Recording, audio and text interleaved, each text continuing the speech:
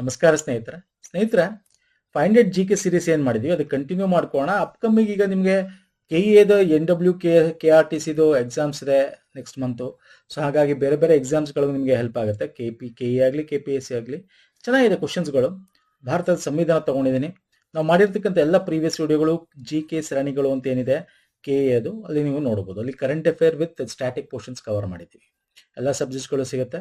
ಎಲ್ಲ ಲಿಂಕ್ಗಳನ್ನು ಇದೇ ವಿಡಿಯೋದ ಕೆಳಗೆ ಡಿಸ್ಕ್ರಿಪ್ಷನ್ ಬಾಕ್ಸಲ್ಲಿ ಕೊಟ್ಟಿರ್ತೀನಿ. ಹಾಗೆ ನಮ್ಮ ಟೆಲಿಗ್ರಾಮ್ ಮತ್ತು ಇನ್ಸ್ಟಾಗ್ರಾಮ್ ಫಾಲೋ ಮಾಡಿದ್ರೆ ಮಾಡ್ಕೊಳ್ಳಿ. ಫೈನ್, ನಾನು I don't want to waste your time. Very good morning, welcome all. Okay, shall we start the questions? Yes sir. Okay, ಇದು ನೋಡಿ, ಇದು ಸಿಂಪಲ್ ಕ್ವಶನ್ಸ್ಗಳು. ಸಿಂಪಲ್ ಅಂದರೆ ನೀವು ಓದಿದ್ರೆ ಎಲ್ಲ ಸಿಂಪಲ್ ಅಷ್ಟೇ ಸ್ನೇಹಿತರೆ. ಇದು ಪಾಯಿಂಟ್ ಟು ಪಾಯಿಂಟ್ ಕೇಳಿದ್ದಾನೆ ಕ್ವಶನ್ಸ್ಗಳು. ಇತಿಹಾಸದ ಚೆನ್ನಾಗಿ ಕ್ವಶನ್ಸ್ ಬಂದಿದೆ, ಅದನ್ನು ನೆಕ್ಸ್ಟ್ ವಿಡಿಯೋಗಳು ತಗೋಣ. ಈ ಕೆಳಗೆ ನೀಡಿರುವ ಹೈಕೋರ್ಟ್ಗೆ ಸಂಬಂಧಿಸಿದ ಹೇಳಿಕೆಗಳನ್ನು ಓದಿ. ಓಕೆ, ಹೈಕೋರ್ಟ್ನ ಮುಖ್ಯ ನ್ಯಾಯಾಧೀಶರು ಹೈಕೋರ್ಟ್ನ ಅಧಿಕಾರಿಗಳು ಮತ್ತು ಸಿಬ್ಬಂದಿಗಳನ್ನು ಕಾರ್ಯಾಂಗದ ಹಸ್ತಕ್ಷೇಪವಿಲ್ಲದೆ ನೇಮಿಸಬಹುದು. ಹೈಕೋರ್ಟ್ನ ಮುಖ್ಯ ನ್ಯಾಯಾಧೀಶರು ಹೈಕೋರ್ಟ್ನ ಅಧಿಕಾರಿಗಳು ಸಿಬ್ಬಂದಿಗಳನ್ನು ಕಾರ್ಯಾಂಗದ ಹಸ್ತಕ್ಷೇಪ ನೇಮಿಸಬಹುದು. ನೋಡಿ, ಈ ಕ್ವಶನ್ಗೆ ನೀವು ಆಟೋಮೆಟಿಕ್ ಆಗಿ ಟಿಕ್ ಆಗ್ಬೋದು ಎಸ್ ಅಂತ. ಯಾಕೆ? ನಿಮಗೆ ಓದಿಲ್ದೋದ್ರೂ ಪರವಾಗಿಲ್ಲ. ಇತ್ತೀಚೆಗೆಲ್ಲ ನೋಟಿಫಿಕೇಶನ್ ಆಗ್ತಾರೆ, ಹೈಕೋರ್ಟ್, ಡಿಸ್ಟ್ರಿಕ್ಟ್ ಕೋರ್ಟ್ ಎಲ್ಲ ನಿಮಗೆ ಆ ಕೋರ್ಟ್ನವರೇ ನಿಮಗೆ ನೋಟಿಫಿಕೇಶನ್ ಹೊರಡಿಸ್ತಾರೆ ಅಲ್ವಾ. ಈಗ ಮೊನ್ನೆ ಕೂಡ ಬೆಂಗಳೂರು ಹೈಕೋರ್ಟ್ ನೋಟಿಫಿಕೇಶನ್ ಬಂದಿದೆ ಅಲ್ವಾ. ಸೊ ಇದನ್ನ ಆರಾಮಾಗಿ ನೀವು ಜಸ್ಟ್ ಫಾರ್ ಜನರಲ್ ನಾಲೆಜ್ ಮುಖಾಂತರ ಆನ್ಸರ್ ಮಾಡಬಹುದು. ಓಕೆ, ಹೈಕೋರ್ಟ್ನ ನ್ಯಾಯಾಧೀಶರು ರಾಷ್ಟ್ರಪತಿಗಳು ನೇಮಿಸುತ್ತಾರೆ. ಹೌದು, ನೇಮಕ ಮಾಡೋ ರಾಷ್ಟ್ರಪತಿಗಳೇ. ಆದ್ರೆ ಯಾರ ಜೊತೆ ಡಿಸ್ಕಷನ್ ಮಾಡ್ತಾರೆ ಕಮೆಂಟ್ ಮಾಡಿ ಫಟಾಫಟ್ ಅಂತ. ಸುಪ್ರೀಂ ಕೋರ್ಟ್ನ ಮುಖ್ಯ ನ್ಯಾಯಾಧೀಶರು ಮತ್ತೆ ಆ ರಾಜ್ಯದ ರಾಜ್ಯಪಾಲರ ಜೊತೆ ಡಿಸ್ಕಸ್ ಮಾಡ್ತಾರೆ. ಸರ್, ಸುಪ್ರೀಂ ಕೋರ್ಟ್ನ chief justice and governor of the state. Okay, governor. ರಾಷ್ಟ್ರಪತಿಗಳು ಸರ್ವೋಚ್ಚ ನ್ಯಾಯಾಲಯದ ಮುಖ್ಯ ನ್ಯಾಯಾಧೀಶರೊಡನೆ ಸಮಾಲೋಚನೆ ಮಾಡಿ ಹೈಕೋರ್ಟ್ನ ನ್ಯಾಯಾಧೀಶರನ್ನು ಒಂದು ಹೈಕೋರ್ಟ್ನಿಂದ ಬೇರೆ ಹೈಕೋರ್ಟ್ಗೆ ವರ್ಗಾಯಿಸಬಹುದು. ಮಾಡಬಹುದಾ? ಎಸ್, ಮಾಡಬಹುದು. Very important question. ಹೈಕೋರ್ಟ್ ನ್ಯಾಯಾಧೀಶರನ್ನು ಅವರ ಹುದ್ದೆಯನ್ನು ತೆಗೆದುಹಾಕುವುದಿಲ್ಲ. ತೆಗೆದುಹಾಕಬಹುದು. ಯಾವ ಕಾರಣದಿಂದ ತೆಗೆದುಹಾಕಬಹುದು ಹೇಳಿ ನೋಡೋಣ. ಹೆಂಗ್ ತೆಗೆದುಹಾಕಬೇಕು? ಹೆಂಗೆ? ಸೇಫ್ ಸುಪ್ರೀಂ ಕೋರ್ಟ್ನ ನ್ಯಾಯಾಧೀಶರನ್ನು ಇಂಪೀಚ್ಮೆಂಟ್ ಮಾಡ್ತಾರೆ.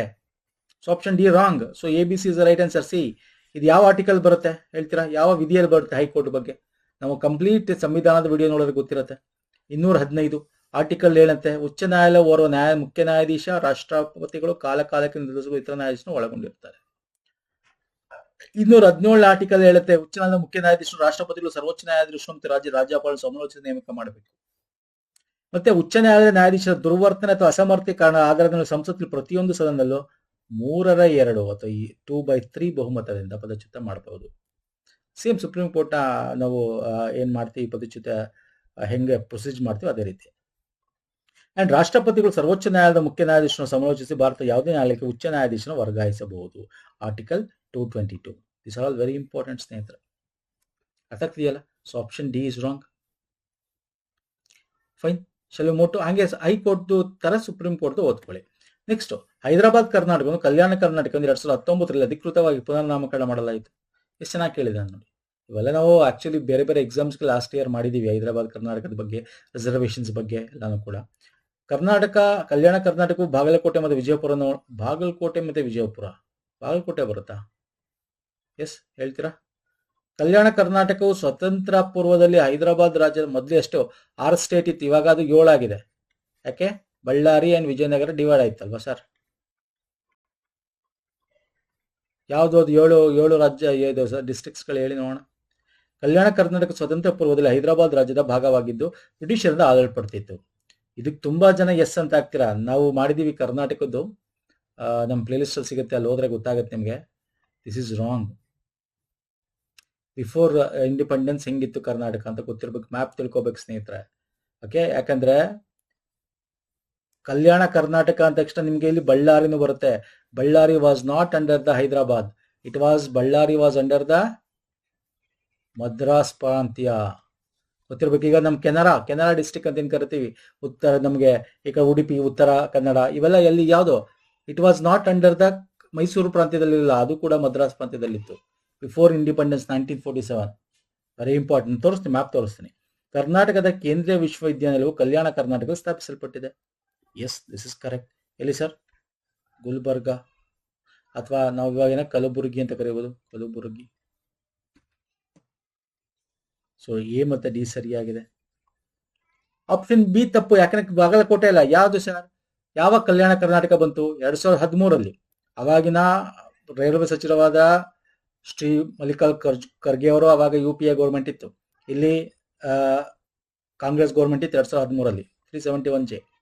2019 ಸೆಪ್ಟೆಂಬರ್ ತಿಂಗಳಲ್ಲಿ ಅದಕ್ಕೆ ಹೈದರಾಬಾದ್ ಕರ್ನಾಟಕನ ಕಲ್ಯಾಣ ಕರ್ನಾಟಕ ನಾಮಕರಣ ಮಾಡ್ತೀವಿ. ಅದರ ಒಂದು ಮಂಡಳಿ, ಕಲ್ಯಾಣ ಕರ್ನಾಟಕ ಅಭಿವೃದ್ಧಿ ಮಂಡಳಿ ಕಲಬುರಗಿಯಲ್ಲಿ ಸ್ಥಾಪಿಸಲಾಗಿದೆ. ಯಾವ್ಯಾವ ರಾಜ್ಯಗಳ ಜಿಲ್ಲೆಗಳು ಬರುತ್ತೆ ಇದರಲ್ಲಿ? ಬೀದರ್, ಕಲಬುರಗಿ, ಯಾದಗಿರಿ, ರಾಯಚೂರು, ಕೊಪ್ಪಳ, ಬಳ್ಳಾರಿ. ಈಗ ಬಳ್ಳಾರಿ ಡಿವೈಡ್ ಆಗಿ ಬಳ್ಳಾರಿ ಪ್ಲಸ್ ವಿಜಯನಗರ ಒಟ್ಟು 7 ಆಗುತ್ತೆ. ಅರ್ಥ ಆಗ್ತಿದ್ಯಾ? ಅಂಡ್ ಕರ್ನಾಟಕ ಕೇಂದ್ರೀಯ ವಿಶ್ವವಿದ್ಯಾಲಯ ಇರೋದು ಕಲಬುರಗಿಯಲ್ಲಿ. ಜಿಲ್ಲೆ ಆಳಂದ ತಾಲೂಕಿನ ಕಡಗಂಚಿ ಗ್ರಾಮದಲ್ಲಿ ಕೇಂದ್ರೀಯ ವಿಶ್ವವಿದ್ಯಾಲಯವಾಗಿದೆ. ಓಕೆ, ಕರ್ನಾಟಕ ಕೇಂದ್ರೀಯ ವಿಶ್ವವಿದ್ಯಾನಿಲಯ. ಸೊ ಇದಿಷ್ಟು ವೆರಿ ಇಂಪಾರ್ಟೆಂಟ್ ಪಾಯಿಂಟ್ಸ್ಗಳು. ನಾನು ಮ್ಯಾಪ್ ತೋರಿಸ್ತೀನಿ ಹಿಂದೆ. ಇಲ್ಲಿ ನೋಡಿ, 1947 ಬಿಫೋರ್ ಇಂಡಿಪೆಂಡೆನ್ಸ್. ಇಲ್ಲಿ ನೋಡಿ, ಇದು ಈ ಕಲರ್ ಇದೆಯಲ್ಲ, ಈ ಕಲರ್, ಇದು ಮೈಸೂರು ಪ್ರಾಂತ್ಯ, ಮೈಸೂರು ರಾಜ್ಯ. ಇಲ್ಲಿ ನೋಡಿ, ಬಳ್ಳಾರಿ ಬೇರೆ ಕಲರ್ ಇದೆ, ಸೌತ್ ಕೆನರಾ ಬೇರೆ ಕಲರ್ ಇದೆ. ಸೌತ್ ಕೆನರಾ ಮತ್ತು ಬಳ್ಳಾರಿ ಮದ್ರಾಸ್ ಪ್ರಾಂತ್ಯ ಇದೆ ನೋಡಿ, ಮದ್ರಾಸ್ ಪ್ರಾಂತ್ಯಕ್ಕೆ ಸೇರಿತ್ತು. ಇದು ಮೆಡ್ರಾಸ್. ಇದು ರಾಯಚೂರು, ಗುಲ್ಬರ್ಗ, ಬೀದರ್ ಮಾತ್ರ ನಿಮಗೆ ಹೈದರಾಬಾದ್ ಪ್ರಾಂತ್ಯಕ್ಕೆ ಸೇರಿತ್ತು. ಇನ್ನು ಬೆಳಗಾಂ, ಬಿಜಾಪುರ, ಧಾರವಾಡ ಅಂಡ್ ಕೆನರಾ ಬಂದು ನಿಮಗೆ ಸೌತ್ ಕೆನರಾ ಬಂದು ಮದ್ರಾಸು. ಈ ಕೆನರಾ ಬಂದು ನಿಮಗೆ ಏನೋ ಬಾಂಬೆ ಪ್ರಾಂತ್ಯಕ್ಕೆ ಸೇರಿತ್ತು. ಗೊತ್ತಾಗ್ತಿದೆಯಲ್ಲ? ಚಿತ್ರದುರ್ಗ, ಶಿವಮೊಗ್ಗ, ಚಿಕ್ಕಮಗಳೂರು, ಹಾಸನ, ಕೂರ್ಗ್ ಸಪರೇಟ್ ಪ್ರಾಂತ್ಯ ಆಯ್ತು ಅದು, Coorg. Okay fine sir. Next ಬರ್ತೇನೆ. ಈ ಕೆಳಗಿನ ಹೇಳಿಕೆಗಳು ಯಾವುದು ಒಕ್ಕೂಟ ವ್ಯವಸ್ಥೆಯ ಲಕ್ಷಣವಲ್ಲ? ಯಾವ್ದಲ್ಲ ಸರ್? 23-24 ಲಕ್ಷಣ ನಾವು ಎಲ್ಲ ಡೀಟೇಲ್ ಆಗಿ ಮಾಡಿದೀನಿ ಸ್ನೇಹಿತರೆ. ಪ್ಲೇ ಲಿಸ್ಟ್ ಅಲ್ಲಿ ಸಿಗುತ್ತೆ ಚಾಪ್ಟರ್ ವೈಸ್ ವಿಡಿಯೋ. ಅದರ್ವೈಸ್ ಒಂದು ಸಿಂಗಲ್ ವಿಡಿಯೋ 5.5 ಗಂಟೆದು ನಾನು ಲಿಂಕ್ ಕೊಡ್ತೀನಿ ಇದೇ ವಿಡಿಯೋದ ಕೆಳಗೆ ಡಿಸ್ಕ್ರಿಪ್ಷನ್ ಬಾಕ್ಸ್ ಅಲ್ಲಿ, ಚೆಕ್ಔಟ್ ಮಾಡ್ಕೊಳ್ಳಿ. ಸಂವಿಧಾನ ಶ್ರೇಷ್ಠತೆ, ಎಸ್ ಕರೆಕ್ಟ್. ಇದು ನೆಗೆಟಿವ್ ಸ್ಟೇಟ್ಮೆಂಟ್, ಅಲ್ಲ ಅಂತ ಕೇಳಿದ್ದಾನೆ. ಓಕೆ, ಅಲ್ಲ ಅಂತ ಕೇಳಿದ್ದಾನೆ. ಕಠಿಣ ಸಂವಿಧಾನ, ಓಕೆ, ಕಠಿಣ ಇರ್ಬೋದು ಅಥವಾ ಏನೋ ಸೆಮಿ ಅಂತ ಏನ್ ಕರಿತೀವಿ ಹಾಗೆ. ಸ್ವತಂತ್ರ ನ್ಯಾಯಾಂಗ ಕರೆಕ್ಟು. ಅಧಿಕಾರ ವಿಕೇಂದ್ರೀಕರಣ ಇರುವುದಿಲ್ಲ ಅಂತ ಕೊಟ್ಟ. ಆಕ್ಚುಲಿ ಅಧಿಕಾರ ವಿಕೇಂದ್ರೀಕರಣ ಇರುತ್ತೆ. ಸಂಯುಕ್ತ ವ್ಯವಸ್ಥೆ, ಒಕ್ಕೂಟ ಅಂದ್ರೆ ಒಂದು ಸಂಯುಕ್ತ ಅಂದ್ರೆ ಎಲ್ಲರನ್ನೂ ಒಳಗೊಂಡಂತೆ. ಸೊ ಒಂದು ಸೆಂಟ್ರಲ್ಲಿ ಏನೋ ಅಧಿಕಾರ ಕಾನ್ಸಂಟ್ರೇಟ್ ಆಗಿರಲ್ಲ. ಪ್ರತಿಯೊಂದು ರಾಜ್ಯಗಳಲ್ಲೂ ಅಧಿಕಾರ ನಾವು ಇವನ್ ಅದನ್ನ 73 ತಂದು ತಿದ್ದುಪಡಿ 73-74 ತಂದು ಕೆಳ ಗ್ರಾಮದಲ್ಲೂ ಅಧಿಕಾರ ಇರಬೇಕು ಅಂತ ಹಂಚಿಕೆ ಮಾಡಿರ್ತಕ್ಕಂಥದ್ದು, ವಿಕೇಂದ್ರೀಕರಣ ಮಾಡಿದ್ವಿ. So option 3 is wrong. So ನಮ್ಗೆ ರಾಂಗ್ ಯಾವುದು ಅಂತ ಕೇಳಿದ್ರೆ ಹಾಗಾಗಿ option 3 is the right answer. ಯಾವ್ದಾದಿದೆ ಭಾರತ ಸಂವಿಧಾನ ಲಕ್ಷಣ? ಲಿಖಿತ ಮತ್ತು ಬೃಹತ್, ಮೂಲಭೂತ ಹಕ್ಕು, ಕರ್ತವ್ಯ, DPSP, ಎರವಲು ಸಂವಿಧಾನ, ಒಂದು ತುರ್ತು ಪರಿಸ್ಥಿತಿ ಇದೆ, ಸಂವಿಧಾನ ಪದ್ಧತಿ ಇದೆ, ಅಖಿಲ ಭಾರತ ಸೇವೆ ಇದೆ, ಏಕಪೌರತ್ವ ಇದೆ, ನ್ಯಾಯಿಕ ವಿಮರ್ಶೆ ಇದೆ, ಗಣರಾಜ್ಯ, ಪ್ರಜಾಪ್ರಭುತ್ವ, ಸಂಯುಕ್ತ ಪದ್ಧತಿ is very important. Okay, panchayat Raj ವ್ಯವಸ್ಥೆ ಮತ್ತು ನಗರ, ಇವೆಲ್ಲ ವಿಕೇಂದ್ರೀಕರಣ ಬಗ್ಗೆ ಮಾತಾಡುತ್ತೆ. ಇದು ಏನಂತೆ ಸರ್? ಅಧಿಕಾರ ವಿಕೇಂದ್ರೀಕರಣದ ಬಗ್ಗೆ ಮಾತಾಡುತ್ತೆ, ಸಂಯುಕ್ತ ಪದ್ಧತಿ ಬಗ್ಗೆ ಮಾತಾಡುತ್ತೆ. Okay fine sir. ನೆಕ್ಸ್ಟ್ ಬರ್ತೇನೆ. ಇದು ಹೊಂದಿಸಿ ಬರೀಬೇಕು. ಮೂಲಭೂತ ಹಕ್ಕುಗಳ ಬಗ್ಗೆ ಕೇಳಿದಾನೆ, ಈಸಿ ಕ್ವಶನ್, ಆನ್ಸರ್ ಮಾಡಿ ನೋಡೋಣ. ಸಂವಿಧಾನ ಪರಿಹಾತ್ಮಕ, ಇದಂತೂ ಕಣ್ಮುಚ್ಕೊಂಡು ಟಿಕ್ ಹಾಕ್ಬಿಡ್ಬೋದು. ಯಾಕಂದ್ರೆ ಆಪ್ಷನ್ಸ್ ನಿಮ್ಗೆ ಗೊತ್ತಿಲ್ಲ ಅಂದ್ರೆ ಈಸಿ ಸರ್. ಸಂವಿಧಾನದ ಪರಿಹಾರ ಅಂದ್ರೆ ಏನು?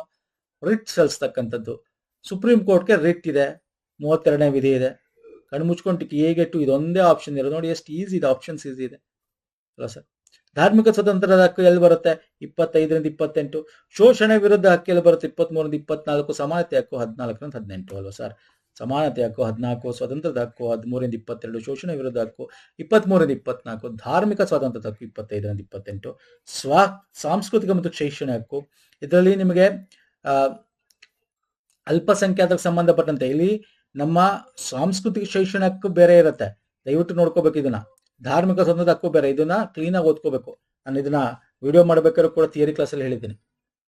ಓಕೆ, ಧರ್ಮದ ಮೇಲೆ ಅಲ್ಪಸಂಖ್ಯಾತರಿಗೆ ಧಾರ್ಮಿಕ ಸ್ವಾತಂತ್ರ್ಯ ಕೊಟ್ಟಿರೋದು ಒಂದ್ ಕಡೆ, ಇಲ್ಲಿ ಬಂದ್ರೆ 29-30 ಡಿಫ್ರೆನ್ಸ್ ಇದೆ. ಏನ್ ಡಿಫ್ರೆನ್ಸ್? ಸಾಂಸ್ಕೃತಿಕ ಮತ್ತು ಶೈಕ್ಷಣಿಕ ಹಕ್ಕು.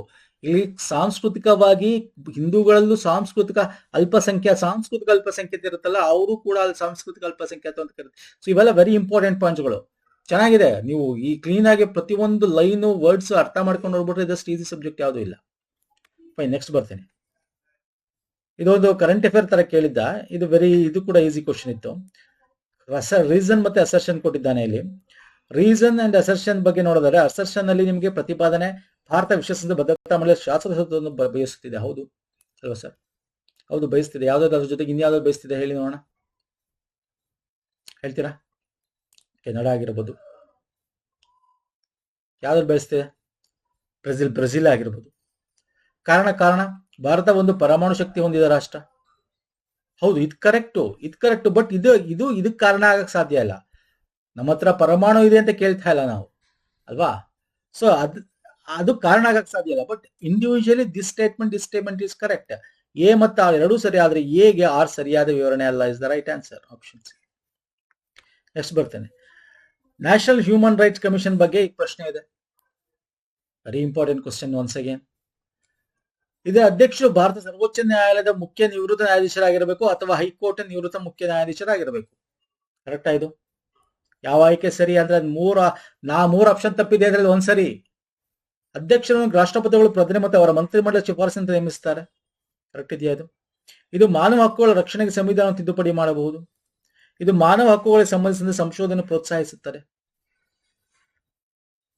ಓಕೆ, ಈಗ ನಾನು ಕೇಳ್ತೀನಿ, human rights commission, national human right commission is a constitutional ಬಾಡಿನ ಅಥವಾ ಲೆಜಿಸ್ಲೇಟಿವ್ ಬಾಡಿನ, ಅಂದ್ರೆ ಸಂವಿಧಾನಿಕ ಆಗಿರ್ತಕ್ಕಂಥ ಒಂದು ಸಂಸ್ಥೆನ, ಶಾಸನಾತ್ಮಕ ಸಂಸ್ಥೆನ ಅಥವಾ ಕಾರ್ಯಾಂಗೀಯ ಸಂಸ್ಥೆನ? ಕಮೆಂಟ್ ಮಾಡಿ ಫಸ್ಟ್. ಲೆಜಿಸ್ಲೇಟಿವ್ ಅಂದ್ರೆ ಶಾಸನಾತ್ಮಕ, ಆಕ್ಟ್, ಕಾಯ್ದೆ ಮುಖಾಂತರ ತಂದಿದ್ದೀವಿ.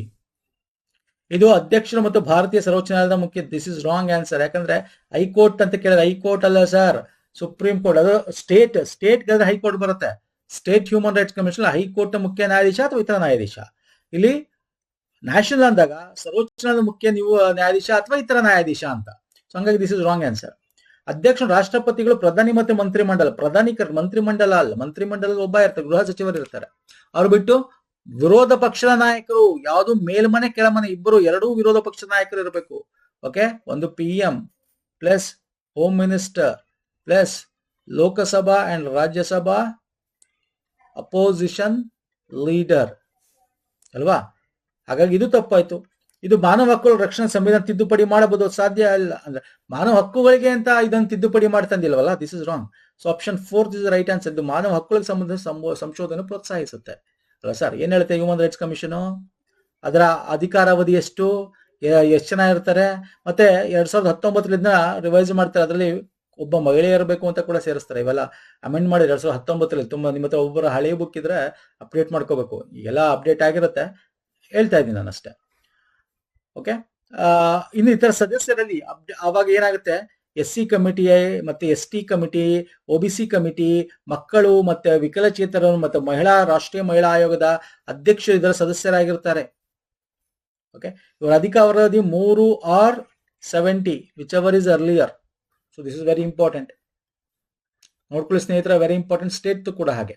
ನೆಕ್ಸ್ಟ್ ಬರ್ತೀನಿ, ಇದರ ನೇಮಕಾತಿ ಬಗ್ಗೆ ಮಾತಾಡೋದು. ನಾನು ಹೇಳಿದೆ ಪ್ರಧಾನಮಂತ್ರಿ ಸಲಹಾ ಸಮಿತಿಯು ಲೋಕಸಭಾ ಅಧ್ಯಕ್ಷ, ನೋಡಿ ಲೋಕಸಭಾ ಬಿಟ್ಬಿಟ್ಟಿದ್ದೀನಿ ನಾನು. ಲೋಕಸಭಾ ಅಧ್ಯಕ್ಷ ಅಂದ್ರೆ ಇವರೇ, ಸಂಸತ್ತಿನ ಉಭಯ ಸದನಗಳ ವಿರೋಧ ಪಕ್ಷಗಳ ನಾಯಕರು ಮತ್ತು ಕೇಂದ್ರ ಗೃಹ ಸಚಿವರು. This is very important. Next ಬರ್ತೇನೆ. ಭಾರತ ಸಂವಿಧಾನ ವಿಧಿ 368 ಪ್ರಕಾರ ಈ ಕೆಳಗಿನಲ್ಲಿ ಯಾವುದರಲ್ಲಿ ಬದಲಾವಣೆಯನ್ನು ಭಾರತ ಸಂವಿಧಾನ ತಿದ್ದುಪಡಿಯನ್ನು ಪರಿಗಣಿಸಲಾಗುವುದಿಲ್ಲ? ಸೂಪರ್ ಕ್ವಶನ್, ಹೆಂಗ್ ಕೇಳಿದ ನೋಡಿ. 368 ಸಂವಿಧಾನಕ್ಕೆ ತಿದ್ದುಪಡಿಗೆ ವೆರಿ ಇಂಪಾರ್ಟೆಂಟ್ ಆರ್ಟಿಕಲ್. ಇದು ಗೊತ್ತಿರಲೇಬೇಕು ನಿಮಗೆ. 3 ರೀತಿ ತಿದ್ದುಪಡಿ ಮಾಡ್ತೀವಿ, ಓಕೆ ಅಲ್ವಾ ಸರ್? ಆದ್ರೆ ಅದಕ್ಕಿಂತ ಮುಂಚೆ ಆಪ್ಷನ್ಸ್ ನೋಡ್ಬೋಣ. ಇಲ್ಲಿ ಯಾವುದು ಅಲ್ಲ ಅಂತ ಕೇಳಿದ ನೆಗೆಟಿವ್ ಸ್ಟೇಟ್ಮೆಂಟ್. ಒಂದು ತಪ್ಪಿದೆ, 3 ಸರಿ ಇದೆ. ಭಾರತದ ರಾಷ್ಟ್ರಪತಿಗಳ ಚುನಾವಣಾ ಪ್ರಕ್ರಿಯೆ ತಿದ್ದುಪಡಿ ಮಾಡಬಹುದು, ಸಂವಿಧಾನ ತಿದ್ದುಪಡಿ ಆಗುತ್ತೆ ಅಲ್ವಾ? ಯಾಕಂದ್ರೆ ರಾಷ್ಟ್ರಪತಿಗಳು ನಮ್ಮ ಸಂವಿಧಾನದಲ್ಲೇ ಇರ್ತಕ್ಕಂಥದ್ದು. ಆರ್ಟಿಕಲ್ ಯಾವ್ದಲ್ಲಿ ನೋಡೋಣ? ಸರ್ವೋಚ್ಚ ಮತ್ತು ಉಚ್ಚ ನ್ಯಾಯಾಲಯಗಳಿಗೆ ಸಂಬಂಧಿಸಿದ ನಿಬಂಧನೆಗಳು, ಇದು ಕೂಡ ನಮಗೆ ಸಂವಿಧಾನದಲ್ಲೇ ಇದೆ ಅಲ್ವಾ ಸರ್? ಹೈಕೋರ್ಟ್ಗೆ ಬೇರೆ, ಈಗ ತಾನೇ ನೋಡಿದ್ವಿ 222, 216 ಇವೆಲ್ಲ ನೋಡಿದ್ವಲ್ಲ. 7ನೇ ಪರಿಚಯದಲ್ಲಿರುವ ಯಾವುದೇ ಪಟ್ಟಿ, 2ನೇ ಪರಿಚಯದಲ್ಲಿ ನಮೂದಾಗಿರೋ ಯಾವುದೇ ಅಂತಹ ಪಟ್ಟಿ ಅಂಶ. ಯಾವ್ದು ಕರೆಕ್ಟು? Option 2 is wrong.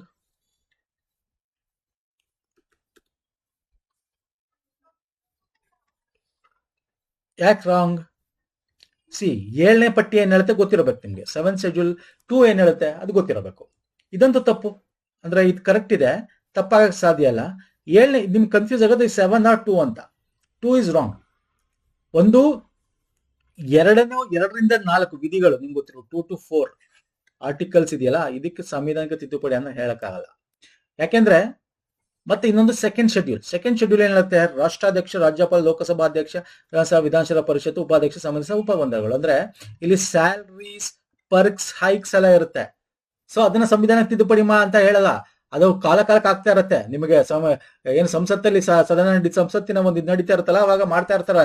3 ವರ್ಷಕ್ಕೆ, 4 ವರ್ಷಕ್ಕೆ, ಇವಾಗ 2 ವರ್ಷಕ್ಕೆ ಈ ತರ ಎಲ್ಲ ಮಾಡ್ತಾ ಇರ್ತಾರೆ. 7ನೇ ಪಟ್ಟಿ ಏನಾಗುತ್ತೆ, ಒಕ್ಕೂಟ ವ್ಯವಸ್ಥೆ. ಅದು ಪಟ್ಟಿ, ರಾಜ್ಯ ಪಟ್ಟಿ, ಸಮವರ್ತಿ, ಇದು ಎಷ್ಟು ಸಲ ಅಮೆಂಡ್ಮೆಂಟ್ ಮಾಡಿಲ್ಲ. ಇಲ್ಲಿ ಅಲ್ಗ ಹಾಕಿ, ಅಲ್ಲಿ ಇಲ್ಲಿ ಹಾಕಿ, ಸಮವರ್ತಿ ಪಟ್ಟಿಗೆ ಹಾಕಿ ಅಲ್ವಾ ಸರ್, ಮಾಡ್ಬೋದು. ಸಂವಿಧಾನಕ್ಕೆ ತಿದ್ದುಪಡಿ ಆಗುತ್ತೆ ಅದು. ಓಕೆ, ರಾಜ್ಯಗಳ ಒಂದು ಪರ್ಮಿಷನ್ ಬೇಕು ಅದಕ್ಕೆ ಅಲ್ವಾ ಸರ್. 3 ರೀತಿ ಮಾಡಿ: ಸರಳ ಬಹುಮತ, ವಿಶೇಷ ಬಹುಮತ ಮತ್ತು ಅರ್ಧ ರಾಜ್ಯದ ಒಪ್ಪಿಗೆ ಅಂತ. ಇಲ್ಲಿ ನೋಡೋದಾದ್ರೆ ಯಾವ್ದು ಮಾಡಂಗಿಲ್ಲ. ಹೊಸ ರಾಜ್ಯ ರಚಿಸುವುದು, ಗಡಿ ಬದಲಾವಣೆ, ಈ ತರ ವೇತನಗಳ ಸಂಬಂಧಪಟ್ಟಂತೆ 2ನೇ ವೇಳಾಪಟ್ಟಿ ತಿದ್ದುಪಡಿ ಮಾಡುವುದು, ಇದು ಸಂವಿಧಾನಕ್ಕೆ ತಿದ್ದುಪಡಿ ಅಂತ ಹೇಳಲ್ಲ. 2 to 4 ಹೊಸ ರಾಜ್ಯಗಳ ಪ್ರವೇಶ, ಸ್ಥಾಪನೆ, ಇವಕ್ಕೆಲ್ಲ ನಾವು ಸಂವಿಧಾನಕ್ಕೆ ತಿದ್ದುಪಡಿ ಅಂತ ಹೇಳಲ್ಲ. ಈಗ ಹೊಸ ರಾಜ್ಯಗಳನ್ನ ನಾವು ವಶಪಡಿಸ್ಕೋತೀವಿ, ಹೊಸ ರಾಜ್ಯಗಳನ್ನ ಡಿವೈಡ್ ಮಾಡ್ತೀವಿ, ಅದನ್ನ ಸಂವಿಧಾನಕ್ಕೆ ತಿದ್ದುಪಡಿ ಅಂತ ಹೇಳಕ್ ಹೋಗಲ್ಲ. ಮತ್ತೆ ವಿಧಾನ ಪರಿಷತ್ನ ರದ್ದತಿ ಅಥವಾ ರಚನೆ, ಇದನ್ನು ಸಂವಿಧಾನಕ್ಕೆ ತಿದ್ದುಪಡಿ ಅಂತ ಹೇಳಕ್ ಹೋಗಲ್ಲ. ಇದೆ, ಬಟ್ ಹೇಳಕ್ ಹೋಗಲ್ಲ. ಇವೆಲ್ಲ ಅಲ್ಲ ನಾವು ಸರಳ ಬಹುಮತದಿಂದ ಮಾಡ್ತಕ್ಕಂಥದ್ದು. ಮತ್ತೆ 2ನೇ ವೇಳಾಪಟ್ಟಿಯಲ್ಲಿ ಬರ್ತಕ್ಕಂಥ ಅಧ್ಯಕ್ಷ, ಸ್ಪೀಕರ್, ಇತರ ಸಂಭಾವನೆ, ಭತ್ಯೆಗಳು, ಸವಲತ್ತು, ಇದನ್ನು ಕೂಡ ಸಂಸತ್ತಿನ ಕೋರಮ್ಮು, ಓಕೆ, ಸಂಸತ್ ಇಂಗ್ಲಿಷ್ ಭಾಷೆ ಬಳಕೆ, ಸದಸ್ಯರ ಸಂಬಳ, ಇವನ್ನೆಲ್ಲ ನಾವು ಸಾಂವಿಧಾನಿಕ ತಿದ್ದುಪಡಿ ಅಂತ ಹೇಳಕ್ಕಾಗಲ್ಲ. ನೋಡಿ ಎಷ್ಟು ಚೆನ್ನಾಗಿದೆ ಕ್ವಶನ್, ಹೆಂಗ್ ಕೇಳಿದಾನೆ. Okay, so option 4 is the right answer. ಅರ್ಥ ಆಗಿದೆ ಅನ್ಕೋತೀನಿ. ನೆಕ್ಸ್ಟ್ ಬರ್ತೀನಿ ಸ್ನೇಹಿತರೆ.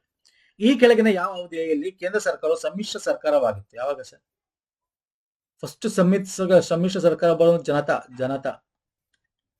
ಯಾವಾಗ? ಆಫ್ಟರ್ ಎಮರ್ಜೆನ್ಸಿ, ತುರ್ತು ಪರಿಸ್ಥಿತಿ, ಅಂದ್ರೆ 1977, 75 ತಾನೇ ಎಮರ್ಜೆನ್ಸಿ ಆಗೋದು. ಮೊರಾರ್ಜಿ ದೇಸಾಯಿ ಯಾವಾಗ ತುರ್ತು ಪರಿಸ್ಥಿತಿ ಆಗಿತ್ತು? ಕಾಂಗ್ರೆಸ್ ಡಿವೈಡ್ ಆಗುತ್ತಲ್ಲ, ಓ ಮತ್ತೆ ಕಾಂಗ್ರೆಸ್ ಐ ಅಂತ. Yes, okay sir. ನೆಕ್ಸ್ಟ್ ಬರ್ತೇನೆ. 42ನೇ ತಿದ್ದುಪಡಿಯ ಮೂಲಕ ಈ ಕೆಳಗಿನ ಯಾವ ರಾಜ್ಯ ನೀತಿ ನಿರ್ದೇಶಕ ತತ್ವಗಳನ್ನು ಸಂವಿಧಾನಕ್ಕೆ ಸೇರಿಸಲಾಗಿದೆ? ಯಾವುದು ಸರ್? DPSP ಸೇರಿಸಿದ್ದು? DPSP ಸೇರಿಸ್ತೀವಿ, ಮತ್ತೆ ಮೂಲಭೂತ ಕರ್ತವ್ಯಕ್ಕೆ ಸೇರಿಸ್ತೀವಿ. ಯಾವುದು ಪ್ರಮುಖವಾಗಿ? ಅದು ಮಕ್ಕಳ ಬಗ್ಗೆ, ಮೂಲಭೂತ ಕರ್ತವ್ಯದಲ್ಲೂ ಸೇರಿಸ್ತೀವಿ. ನೋಡಿ, 42, 44 ತುಂಬಾ ಇಂಪಾರ್ಟೆಂಟ್, ಮಿನಿ ಸಂವಿಧಾನ ಅಂತ ಕರಿತೀವಿ.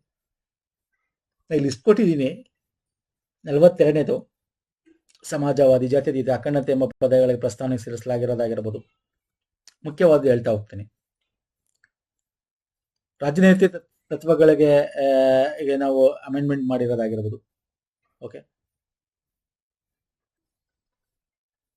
32A ಅಂತ ಇನ್ನೊಂದು ನಾವು ಸಂವಿಧಾನಕ್ಕೆ ಅದ ಆಮೇಲೆ 43ರಲ್ಲಿ ಅದನ್ನ ಇದು ಮಾಡ್ತೀವಿ ನಾವು, ಬಿಡಿ. ಸಾರಿ, 44ನೇ ತಿದ್ದುಪಡಿಯಲ್ಲಿ ತೆಗಿತೀವಿ ಅದು. ಓಕೆ, ಬಟ್ 42ರಲ್ಲಿ ಏನಿದೆ ಅಂತ ಗೊತ್ತಿರಬೇಕು ನಿಮಗೆ. ಓಕೆ, 43A ಇವೆಲ್ಲ ನಮಗೆ very important. 39A, 39F. Okay, so ನಾನು ಜಾಸ್ತಿ ಇಲ್ಲಿ ಓದಕ್ಕೆ ಹೋಗಲ್ಲ, ಬಟ್ ಇದು ವೆರಿ ಇಂಪಾರ್ಟೆಂಟ್, ನೋಡ್ಕೊಳ್ಳಿ. ನೆಕ್ಸ್ಟ್ ಬರ್ತೀನಿ. 2027 ಜನಗಣತಿ ಸಂಬಂಧಿಸಿದಂತೆ ಇದೆಲ್ಲ ಕರೆಂಟ್ ಅಫೇರ್ ಕ್ವಶನ್ಸ್ಗಳು ಕೇಳ್ತಾನೆ. ಜನಗಣತಿ ನಿಮಗೆ ಕಾಯ್ದೆಗಳ ಬಗ್ಗೆ ಕೇಳ್ಬೋದು, ಯಾವ ಡಿಪಾರ್ಟ್ಮೆಂಟ್ ಮಾಡುತ್ತೆ ಕೇಳ್ಬೋದು. ಇಲ್ಲಿ ಆ ತರ ಕೇಳಿದ, ಇದನ್ನ ಕರೆಂಟ್ ಅಫೇರ್ನ ಹಂಗೆ ಹೇಳಿಕೆ ಟೂಲ್ ತರ ಕೇಳಿದ್ದಾನೆ. ಮನೆಪಟ್ಟಿ ಮತ್ತು ಮನೆಗಣತಿ ಏಪ್ರಿಲ್ 2026ರಿಂದ ಸೆಪ್ಟೆಂಬರ್ 26ರ ಅವಧಿಯಲ್ಲಿ ನಡೆಸಲಾಗುತ್ತೆ. 2 ಫೇಸ್ ಅಲ್ಲಿ ನಡೀತಿ, ಫೇಸ್ 1 ಅಂಡ್ ಫೇಸ್ 2 ಅಂತ ಗೊತ್ತಿರಬೇಕು. ಓಕೆ, ಇದು ದೇಶದ 2ನೇ ಅಲ್ಲ, ಇದು ಮೊದಲನೇ 1ನೇ ಡಿಜಿಟಲ್ ಜನಗಣತಿ. So this is wrong. And also this is the caste census also. It is not only population census ಒಂದೇ ಅಲ್ಲ, ಕ್ಯಾಸ್ಟ್ ಸೆನ್ಸಸ್ ಕೂಡ ಮಾಡ್ತಾ ಇದ್ರ ಜೊತೆಗೆ ಇದು 1ನೇ ಡಿಜಿಟಲ್ ಜನಗಣತಿ, ಮೊದಲನೆಯ, 2ನೇ ಅಲ್ಲ. ಸೊ ಹೇಳಿಕೆ 1 ಸರಿಯಾಗಿದೆ, ಹೇಳಿಕೆ 2 ತಪ್ಪಾಗಿದೆ. ಇದ್ರ ಬಗ್ಗೆ ನೋಡೋದಾದ್ರೆ ಯಾವಾಗ 2 ಫೇಸ್ ಅಂತ ಹೇಳಿದೆ. ಒಂದು ಫೇಸ್ 1, ಫೇಸ್ 2 ಅಂತ. Phase 1 2026, phase 2 2027. 16ನೇ ಸೆನ್ಸಸ್ ಇದು. Okay, ministry of home affairs ನಡೆಯಲಾಗ್ತಕ್ಕಂಥದ್ದು. ಫೇಸ್ 1 ಅಲ್ಲಿ ಏಪ್ರಿಲ್ 1 30 ಸೆಪ್ಟೆಂಬರ್ ತನಕ ನಡೆಯುತ್ತೆ. ಓಕೆ, ಸ್ಟೇಟ್ಸ್, ಯೂನಿಯನ್ ಟೆರಿಟರಿ, ಆಮೇಲೆ ಹಿಲ್ ಸ್ಟೇಟ್ಸ್ ಅಂತ ಏನ್ ಕರಿತೀವಿ, ಜಮ್ಮು ಕಾಶ್ಮೀರ, ಹಿಮಾಚಲ, ಅದು ನಿಮಗೆ 1 ಮಾರ್ಚ್ 2027 ನಡೆಯುತ್ತೆ. ಮತ್ತೆ it is a first digital census ಅಂತ ಹೇಳಿದೆ. And also it is a caste census, ಅದು ಗೊತ್ತಿರಬೇಕು ನಿಮಗೆ. Fine sir. ನೆಕ್ಸ್ಟ್ ಬಂದ್ಬಿಡ್ತೀನಿ. ಪ್ರಜಾಪ್ರಭುತ್ವ ಆಳ್ವಿಕೆಯಲ್ಲಿ ನಾಗರಿಕ ಸಮಾಜದ ಪ್ರಮುಖ ಪಾತ್ರವನ್ನು ಸರಿಯಾದ ಉತ್ತರನ ಆಯ್ಕೆ ಮಾಡಿ. ಏನ್ ಹೇಳ್ತಾರೆ? ಸಿವಿಲ್ ಸೊಸೈಟಿ ಇದೇನು ಪ್ರಜಾಪ್ರಭುತ್ವದಲ್ಲಿ? ನಿಮಗೆ ಗೊತ್ತಿದೆ, ಸಿವಿಲ್ ಸೊಸೈಟಿ ಅಂದ್ರೆ ನಿಮಗೆ ಅಧಿಕಾರ ಇದೆ. ಪ್ರಜಾಪ್ರಭುತ್ವದಲ್ಲಿ ಏನು? ವೋಟಿಂಗ್ ಇಸ್ ಯುವರ್ ರೈಟ್, ಮೂಲಭೂತ ಹಕ್ಕು ಕೂಡ ಅದು ಗೊತ್ತಿರಬೇಕು. ವೋಟ್ ಮಾಡೋದು ನಿಮಗೆ ಏನೋ ಯಾರು ತಡೆಯೋಕ್ಕಾಗಲ್ಲ ನಿಮಗೆ. Voting is your right. ಹಂಗೆ ಆ ಸರ್ಕಾರ ನಿಮಗೆ ಹೊಣೆ ಆಗಿರಬೇಕು, ರಾಜ್ಯವನ್ನು ಹೊಣೆಗಾರಿಕೆನಾಗಿಸುವುದು. ಇಲ್ಲಿ ನೋಡಿ, ಎಲ್ಲ ಆಪ್ಷನ್ ಓದೋಣ. ಸರ್ಕಾರ ಕಾರ್ಯಕ್ರಮ ಅನುಷ್ಠಾನಗೊಳಿಸುವುದು, ಅದು ನಮ್ಮ ಕೇಳಿದ್ಯಾ? ಸರ್ಕಾರ ಕಾರ್ಯಕ್ರಮ ತರುತ್ತೆ, ನಾವು ಒಂದ್ಸಲ ಆಯ್ಕೆ ಮಾಡಿದ್ಮೇಲೆ ಪ್ರಜಾಪ್ರಭುತ್ವದ ಅಡಿಯಲ್ಲಿ ಸರ್ಕಾರ, ನಮ್ಮ ಸರ್ಕಾರ, ಅದು ಕಾರ್ಯಕ್ರಮಗಳನ್ನ, ರೂಪುರೇಷೆಗಳನ್ನ ಸಂಸತ್ ಕೆಳಮನೆಗಳಲ್ಲಿ ಅಪ್ರೂವ್ ಮಾಡ್ಕೊಂಡು, ಸಂಸತ್ನಲ್ಲಿ ಅಪ್ರೂವ್ ಮಾಡ್ಕೊಂಡು, ರಾಷ್ಟ್ರಪತಿ ತಗೊಂಡು ಅದನ್ನ ಕಾರ್ಯಕ್ರಮ ತರೋದು ಬಿಡೋದು ಅದು ಮಾಡ್ತಾ ಇರತ್ತೆ. ಬಟ್ ಎಲ್ಲದಕ್ಕೂ ಹೊಣೆಗಾರಿಕೆಯನ್ನು ನಾವು ಮಾಡ್ಬೋದು. ನೀನು ಇದು ಮಾಡಿಲ್ಲ ಅಂತ ಹೇಳ್ಬೋದು ಚುನಾವಣೆ ಬಂದಾಗ. ಹೊಣೆಗಾರಿಕೆ, ಸರ್ಕಾರಕ್ಕೆ ಹೊಣೆಗಾರಿಕೆ ಮಾಡೋದು ಇಸ್ ರೈಟ್ ಆನ್ಸರ್. ಇಲ್ಲೇನಿದೆ, ಇದು ರಾಂಗ್ ಆಯ್ತು. ವಿತರಣಾ ಸೇವೆಗಳಿಗೆ ಚುನಾಯಿತ ಪ್ರತಿನಿಧಿಗಳನ್ನು ಬದಲಾಯಿಸುವುದು, ಇದು ರಾಂಗ್. ಇದು ಓಕೆ. ರಿಪ್ಲೇಸಿಂಗ್ ಎಲೆಕ್ಟೆಡ್ ರೆಪ್ರೆಸೆಂಟೇಟಿವ್ ಮಾಡಬೇಕು ಅಂತಿದೀವಿ. ಆಕ್ಚುಲಿ ನೀ ಕೆಲಸ ಮಾಡಿಲ್ವಾ ತೆಗ್ದಾಕೋ, ಇನ್ನೊಬ್ಬನ ಆಯ್ಕೆ ಮಾಡಂಗಿರಬೇಕು. ಓಕೆ. ಈಗ ಫಾರ್ ಎಕ್ಸಾಂಪಲ್ ನಾನು ನಿಮ್ಗೆ ಏನ್ ಹೇಳ್ತಾ ಇದ್ದೀನಿ, ಗೌರ್ಮೆಂಟ್ ಪ್ರೈವೇಟ್ ನ ಒಂದೇ ತರ ಮಾಡಿಬಿಡ್ಬೇಕು. ಅವಾಗ ಇವೆಲ್ಲ ಇದು ನಿಲ್ಲುತ್ತೆ. ಅಂದ್ರೆ ಏನು, ಪ್ರೈವೇಟ್ ಅಲ್ಲಿ ಇಯರ್ಲಿ ಒನ್ಸ್ ಅಸೆಸ್ಮೆಂಟ್ ಮಾಡ್ತಾರೆ ಅಲ್ವಾ ಸರ್? ಹೆಂಗ್ ಬರ್ದಿಯಾ, ಒಳ್ಳೆ ಚೆನ್ನಾಗಿ ಕೆಲಸ ಮಾಡಿದ್ಯಾ ಅಂದ್ರೆ ಹೈಕ್ ಚೆನ್ನಾಗಿ ಕೊಡ್ತಾರೆ, ಕೆಲಸ ಮಾಡಿಲ್ಲ ಅಂದ್ರೆ ಹೈಕ್ ಇಲ್ಲ, ಒಂದ್ಸಲ ವಾರ್ನಿಂಗ್ ಇರುತ್ತೆ, ಆಮೇಲೆ ತೆಗ್ದಾಕ್ತಾರೆ. ಹಂಗೆ ಗೌರ್ಮೆಂಟ್ ಅಲ್ಲೂ ಕೂಡ ಏನು ಮಾಡಬೇಕು ಅಂದ್ರೆ ಅಸೆಸ್ಮೆಂಟ್ ಮಾಡಬೇಕು, ಅವರ ಪ್ರೋಗ್ರೆಸ್ಗಳನ್ನ ಚೆಕ್ ಮಾಡಬೇಕು. ಓಕೆ, ಒಂದು ಕಮಿಟಿ ಮಾಡಿಬಿಟ್ಟು ಅಲ್ಲಿ ಯಾರು ಸರಿ ಇಲ್ಲ, ಏನಿತ್ತಲ್ಲ ಅವ್ರನ್ನ ತೆಗಿಯಂಥದ್ದಾಗಬೇಕು, ವಾಪಸ್ ಜನರಿಂದ ಓಟ್ ತಗೊಂಡು ತೆಗಿಯಂಥದ್ದಾಗಬೇಕು. ಈ ಥರ ಎಲ್ಲ ಮಾಡಬೇಕು ಸ್ನೇಹಿತರೆ. ಅವಾಗಲೇ ಈಗ ಏನಾಗುತ್ತೆ, ಈ ಥರ ಮಾಡಿದಾಗ ಯಾರು ಅಲ್ಲಿ ಬರಕ್ಕೆ, ಇಲ್ಲಿ ಸಮಾನತೆ ಮೇಂಟೈನ್ ಮಾಡ್ಬಿಡ್ತಾರೆ. ಒಂದು ಕೆಲಸ ಮಾಡದೇ ಇರೋನ್ಗೂ ಅದೇ ಸ್ಯಾಲ್ರಿ, ಕೆಲಸ ಮಾಡೋನ್ಗೂ ಅದೇ ಸ್ಯಾಲ್ರಿ. Okay fine. ಆಮೇಲೆ ರಿಟೈರ್ಡ್ ಆದ್ಮೇಲೆ ಒಂದ್ಸಲ ಎಲೆಕ್ಟ್ ಆಗ್ಬಿಟ್ರೆ ಸಾಕು, ಆಮೇಲೆ ನೆಕ್ಸ್ಟ್ ಎಲೆಕ್ಟ್ ಆಗದವ್ರು ಪೆನ್ಷನ್ ಬರ್ತಾನೆ ಇರುತ್ತೆ. ಆ ಥರ ಎಲ್ಲರಿಗೂ ಯಾಕೆ ಪೆನ್ಷನ್ ಕೊಡಬೇಕು ಅಲ್ವಾ? ಈಗ ಒಬ್ಬ ಯಾವನೋ ಬೈ ಮಿಸ್ಟೇಕ್ ನಿಂತ್ಕೊಂಡ್ಬಿಡ್ತಾನೆ, ಎಲೆಕ್ಷನ್ಗೆ ನಿಲ್ಲಿಸ್ಬಿಡ್ತಾರೆ, ಗೆದ್ಬಿಟ್ಟ ಆ ಟೈಮಲ್ಲಿ. ಓಕೆ, ಪ್ರಧಾನಿಗಳ ಹೆಸರು ಹೇಳ್ಕೊಂಡು ಏನು ಅಲ್ವಾ, ಪಕ್ಷಗಳ ಹೆಸರು ಹೇಳ್ಕೊಂಡು ಎಷ್ಟು ಜನ ಆಯ್ಕೆ ಆಗ್ತಾರೆ. ಸೊ ಆಮೇಲೆ ಅವ್ನು ರಿಟೈರ್ಡ್ ಆದ ನೆಕ್ಸ್ಟ್ ಪೆನ್ಷನ್ ಬರ್ತಾ, ರಿಟೈರ್ಡ್ ಇನ್ ದ ಸೆನ್ಸ್ ಆ ಅವಧಿ ಆದ್ಮೇಲೆ ಅವ್ನು ಆ ಪಕ್ಷದಲ್ಲಿ ಇಲ್ಲ ಅಂತ ಇಟ್ಕೊಳ್ಳಿ. ಒಂದ್ಸಲ ಎಲೆಕ್ಟೆಡ್ ಆಗಿ ಮಾಜಿ ಆಗ್ಬಿಟ್ರೆ ಅವನಿಗೆ MP ಆಗಲಿ MLA ಆಗಲಿ ಅಲ್ವಾ, ಪೆನ್ಷನ್ ಬರ್ತಾನೆ ಇರುತ್ತೆ. ಯಾರಪ್ಪನ ದುಡ್ಡು? ನಮ್ಮ ದುಡ್ಡು. ಇವೆಲ್ಲ ಇದೆಯಲ್ಲ, ಇವೆಲ್ಲ ತೆಗಿಬೇಕು, ಇವೆಲ್ಲ ಮಾಡ್ಬೇಕು, ಪ್ರೈವೇಟ್ ಸಿಸ್ಟಮ್ ತಂದ್ಬಿಡ್ಬೇಕು.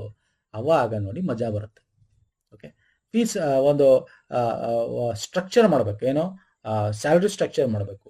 ಇಷ್ಟು ಎಕ್ಸ್ಪೀರಿಯನ್ಸ್, ಹೊಸ ಬಾಬ್ ಅಂದರೆ ಇಷ್ಟು, ಅವನಿಗೆ ಆಗಿ ಇಷ್ಟು ಎಕ್ಸ್ಪೀರಿಯನ್ಸ್ ಇರೋನ್ಗಿಷ್ಟು, MP CM ಆದರೆ ಎಷ್ಟು, PM ಆದರೆ ಎಷ್ಟು, ಮಂತ್ರಿ ಆದರೆ ಎಷ್ಟು, ನಮ್ಗೆ ಹೆಂಗೆ ಎಂಜಿನಿಯರ್ ಟ್ರೈನಿ ಆದರೆ ಎಷ್ಟು, ಸೀನಿಯರ್ ಇಂಜಿನಿಯರ್ ಎಷ್ಟು, ಪ್ರಾಜೆಕ್ಟ್ ಮ್ಯಾನೇಜರ್ ಎಷ್ಟು, ಪ್ರಾಜೆಕ್ಟ್ ಲೀಡರ್ ಆದರೆ ಎಷ್ಟು ಅಲ್ವಾ, ಸೀನಿಯರ್ PM ಆದರೆ ಎಷ್ಟು, AGM ಆದರೆ ಎಷ್ಟು, GM ಆದರೆ ಎಷ್ಟು, ಹಂಗೆ ಇಲ್ಲೂ ಮಾಡಬೇಕು. ಆವಾಗ ಮಜಾ ಬರುತ್ತೆ. ಅವಾಗ ಯಾರೂ ಬರಲ್ಲ.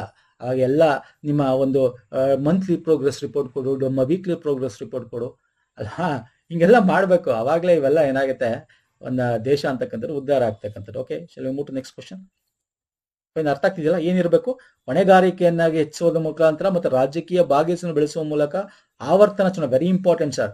ರೊಟೇಷನಲ್ ಆಗಿ ಕಂಟಿನ್ಯೂಸ್ ಆಗಿ ಯಾವಾಗಲೂ ಒಂದ್ಸಲ ಚುನಾವಣೆ, ರೊಟೇಷನ್ ಅಲ್ಲಿ ಕರೆಕ್ಟ್ ಆಗಿ ಒಂದು ಟೈಮ್ ಅಂತ ಏನು ನಾವು ಫಿಕ್ಸ್ ಮಾಡಿ ಸಮಯದಲ್ಲಿ 5 ವರ್ಷ ಅಂತ, ಅದ್ರ ತಕ್ಕಂತೆ ಚುನಾವಣೆ ಆಗ್ತಾ ಇರಬೇಕು. ಇವನ್ನೆಲ್ಲ ಹೊಣೆಗಾರಿಕೆಯಾಗಿ ಮಾಡ್ತಕ್ಕಂಥದ್ದು ನಾವು ಸರ್ಕಾರಕ್ಕೆ, ಪ್ರಜಾಪ್ರಭುತ್ವದ ಅಡಿಯಲ್ಲಿ. Okay, very important. ಒಂದಷ್ಟು ಇಂಪಾರ್ಟೆಂಟ್ ಡಿಸ್ಕಸ್ ಮಾಡಿದ್ದೀನಿ, ಚೆನ್ನಾಗಿದೆ ಅನ್ಕೊತೀನಿ. ಇಷ್ಟ ಆಗಿದೆ ಲೈಕ್ ಮಾಡಿ, ಶೇರ್ ಮಾಡಿ, ಸಬ್ಸ್ಕ್ರೈಬ್ ಮಾಡಿ. ಇನ್ನೂ ಮಿಕ್ಕಿದ್ದು ಬೇರೆ ಸಬ್ಜೆಕ್ಟ್ ನೆಕ್ಸ್ಟ್ ವಿಡಿಯೋ ತರ್ತಾನೆ. ಪ್ಲೇಲಿಸ್ಟ್ ಲಿಂಕ್ ಕೊಟ್ಟಿರ್ತೀನಿ ನೋಡಿ, ಪ್ರೀವಿಯಸ್ ಮಾಡಿರ್ತಕ್ಕಂಥ ಎಲ್ಲ ವಿಡಿಯೋಸ್ಗಳು ನಿಮಗೆ ಸಿಗುತ್ತೆ, ಅಪ್ಕಮಿಂಗ್ ಎಕ್ಸಾಮ್ಸ್ಗೆ ಹೆಲ್ಪ್ ಆಗುತ್ತೆ. ನಮ್ಮ ಟೆಲಿಗ್ರಾಮ್, ಇನ್ಸ್ಟಾಗ್ರಾಮ್ ಫಾಲೋ ಮಾಡಿದ್ರೆ ಮಾಡಿ, ಅದ್ರ ಲಿಂಕ್ ಕೂಡ ನಿಮಗೆ ಡಿಸ್ಕ್ರಿಪ್ಷನ್ ಬಾಕ್ಸಲ್ಲಿದೆ, ಪುನೀತ್ ಫೋರಮ್ ಅಂತ. ನೆಕ್ಸ್ಟ್ ವಿಡಿಯೋ ಪುನಃ ಸಿಗ್ತೀನಿ. ನಮಸ್ಕಾರ, ಧನ್ಯವಾದಗಳು ಸ್ನೇಹಿತರೆ.